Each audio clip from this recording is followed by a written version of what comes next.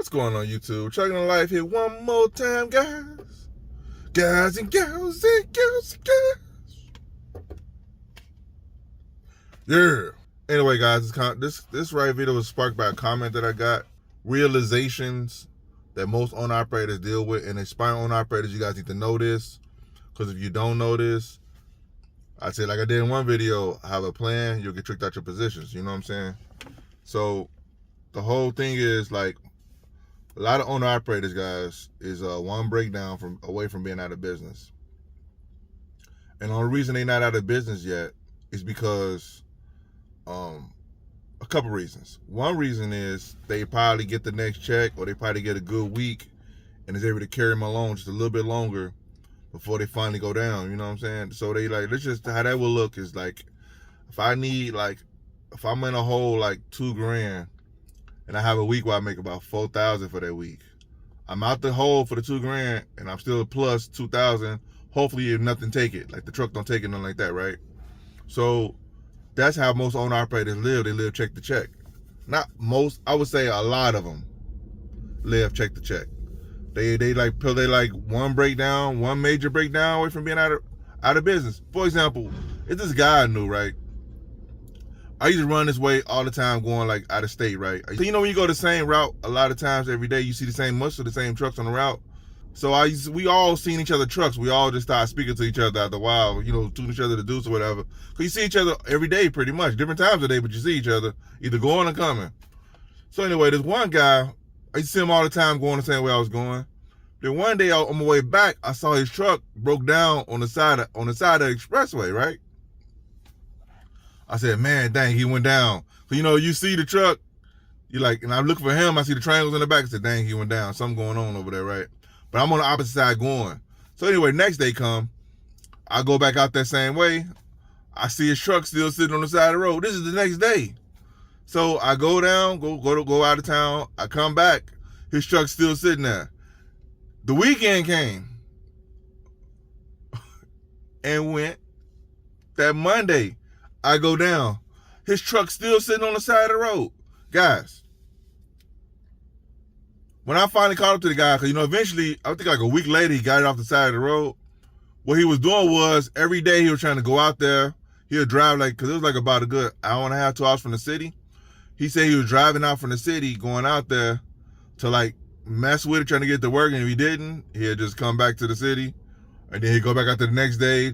He found out he needed another part. He was fixing it himself pretty much, because he didn't have the money to like really get it towed. He had no money to like get it fixed by a mechanic, so he's working on it himself. Him and his I think his brother or something, he said.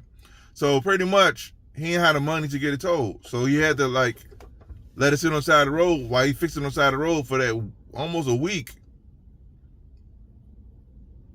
And he started back rolling. But as I'm saying, like some guys, one tire away from being out of business.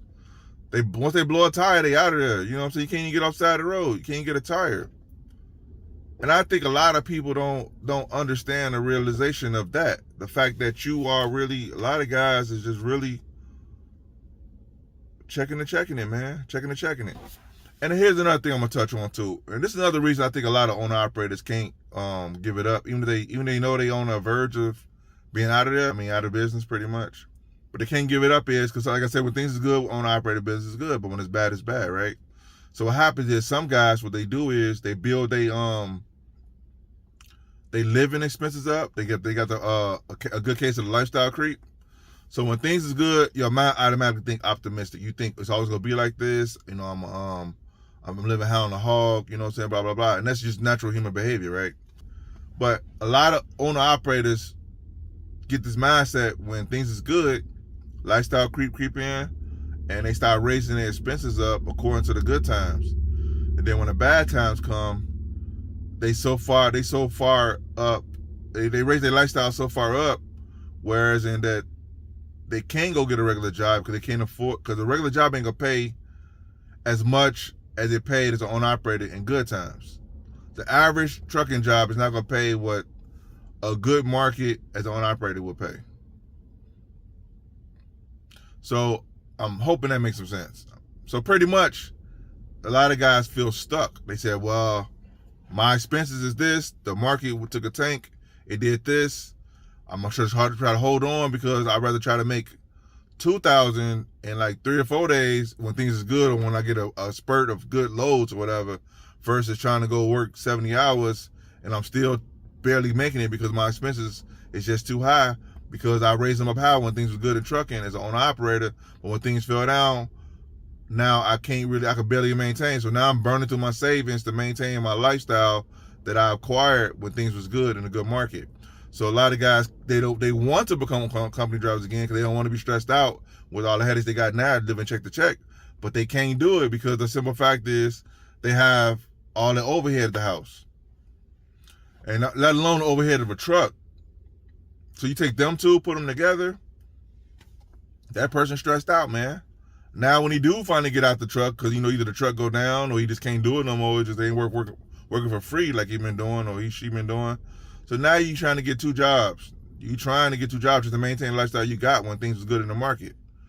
And I say, I don't blame nobody for doing that. It happens, man. It happens so subtle that you really don't even know what's happening unless you're really focusing on what you're focusing on. If you ain't focusing on it, your expenses, another car note here, some more insurance here, a better neighborhood here, private school here for the kids, and before you know it, things is good. Then the market tank, because trucking is it's so volatile. It's so volatile. And when things tank, your expenses still here, and your overhead still here, but the money came way down here. And now you got to take crazy loads just to kind of break even with the truck, let alone you're just trying to keep them going in a hole at this point. And so instead of playing offense and defense, you just playing defense. Hope this don't happen. Hope I don't. If I break even, it's better than me being in the hole. But you are in the hole if you're breaking even. If you got a truck, there is no even with a truck. Either you're profiting or you're not, or you're losing. That's how trucking go. That's how business go. But I get it. You get to the point where you just want to break even. If I just park my truck and nothing happened, I'm fine. As long as the truck don't break down and it's good, I'm fine. And I think this side of trucking now, I don't think a lot of being an owner operator, I think a lot of people really understand. And like I say, I've done it for years. I know guys are still doing it right now. They hold on by their shirts, boy. They hold on for dear life. And some of them, like, they want to get out of it, but like I just mentioned, their expenses so high when things are good, they can't get out of it. They feel stuck. They feel like they stuck.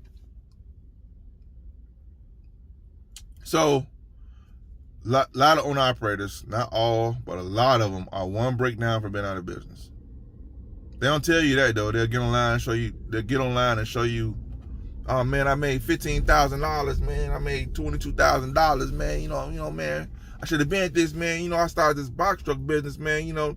We started our one truck like 1 month. By month 3, we got 20 trucks. And we pulling loads for everybody. We're making a lot of money. Well, I got this semi, man. The semi. I should have been did it, man. I never drove a truck before in my life, man. I come out of another trades. I come over here and I'm finna start driving, man. And I don't want to go through the company driver route, man, because I'm a boss, man. I just make sure I get my own truck. And they say this stuff online, and people be eating it up, man. And like I said in one video, people get tricked out of their 6-figure positions, man. Some people actually making 6 figures doing as a company driver, and they get tricked out because they figure they could do more, which is nothing wrong with wanting to do more. I want to make that clear. They feel like they could do more because people saying, oh, you could do more because I'm doing more, man. Look what you ain't doing nothing compared to what I got going on. Some of these people be lying. Lying. And I mean lying with a straight face. And you get out there and you realize, man, this is crazy. Like I told you, sometimes you be like in a position where your money is like, I say it like this. I would say it just like this. There is some company drivers that's making just as much, if not more, than owner operators. I'll leave it on that note. So anyway, YouTube. Hope this video is helpful. Give you a little understanding of what's going on here. I'll see you guys in the next video. Peace.